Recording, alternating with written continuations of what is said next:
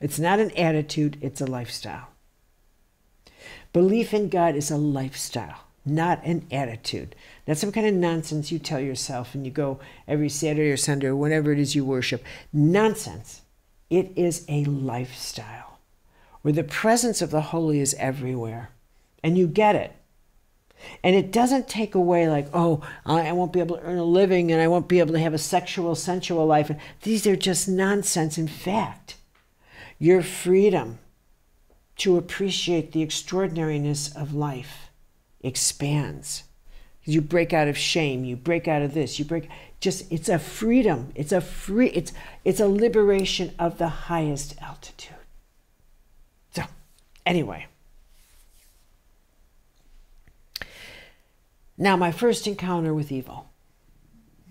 Because it's almost like I was in this training camp, right? Yeah.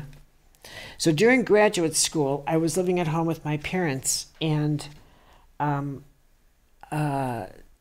had an opportunity to house sit for somebody, which was an opportunity to get out of the house and, live somewhere else. And it turned out that this person was doing her doctorate in history. She was married. They were going away for, I think it was Christmas break or something, Christmas, Easter, whatever. Anyway, it was absolutely the kind of house that's right up my alley. It was a brownstone Victorian. I do not like modern anything. I don't like modern architecture. I don't like modern. No. But give me something like a Victorian place, and I'm happy as a pig in mud. And it was exactly that. And then she had this library full of all these wonderful books, and she had tapestries, and she was right out of medieval England. I mean, honestly, I am so cozy in that kind of atmosphere. I thought, this is going to be fun. She wasn't, but anyway. Mm-hmm. And I remember her personality struck me as being very harsh, would be what I would put. At any rate.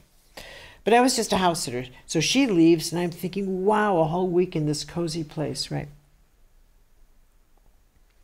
Within a few hours, I began to feel sick. Okay, sick. I began to feel like I was aching. I began to feel weak, very, very weak and feverish. The next day, during this time, this is 1975, I worked at St. Mary of Nazareth Hospital Center. I know it's changed names, but it's on Division and Sacramento. But do you know Roberto Clemente High School? It's right next to there. Okay, so and that's a big deal. I want you to remember that because there's another story.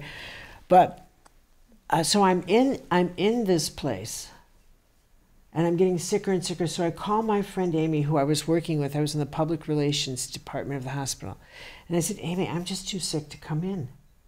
And the next day, I was too sick to come in. Well, the third day, she says, you might lose your job. So I drag myself and I drive to St. Mary's Hospital, only to discover that with each passing road and street, I felt better and better and better. So I get to the hospital and I said, I feel great. And I felt terrific. So I drive back there, I open the door, I shut it, and boom. This darkness, this illness, right?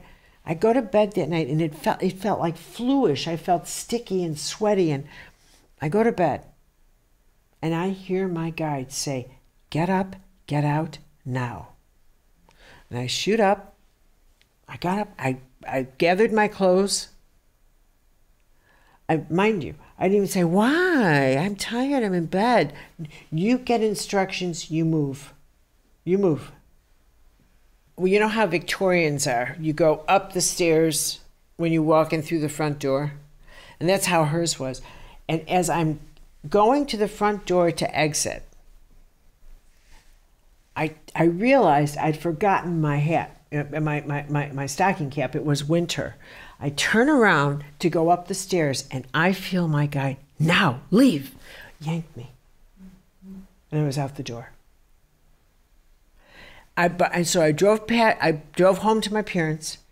By the time I got home, I was absolutely fine. Woke my mother up and said, get down here. I got to tell you about this.